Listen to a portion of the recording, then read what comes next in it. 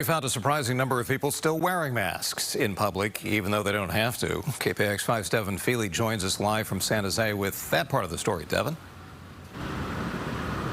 You know, sometimes as a journalist, the story that you find just isn't the one exactly that you were expecting. That was certainly the case today. I thought there might be some friction between a handful of businesses that kept their mask requirements in place and customers that were ready and eager to get rid of them. But instead, we found customers wearing their masks voluntarily, not ready to give them up just yet.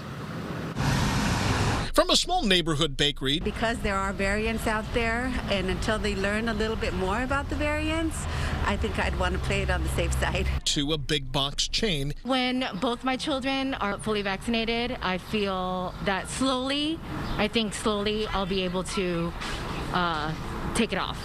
We found customers, basically all of them, wearing masks, even though this was the first day of the state's reopening, and by law, they no longer had to.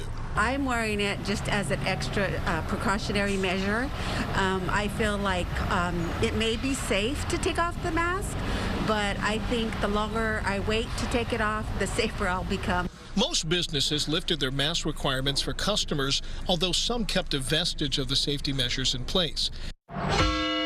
At morning mass at San Jose's Five Wounds Church, masks were still required, as well as modified physical distancing of 3 feet per diocese orders. The diocese recommends that we continue wearing masks to protect the children and those who have not been vaccinated and their family members. As much as we might have hoped that the state's reopening would return us to a simpler pre-pandemic time where we didn't have to worry about masks or what pathogens might be in the air, the reality seems we're not there, at least not yet. I think everyone kind of has that North Star of going back to the way things were prior to the pandemic, so I think we're all kind of geared towards that. But right now, I think everyone just kind of has that different level of speed that they're moving towards that North Star.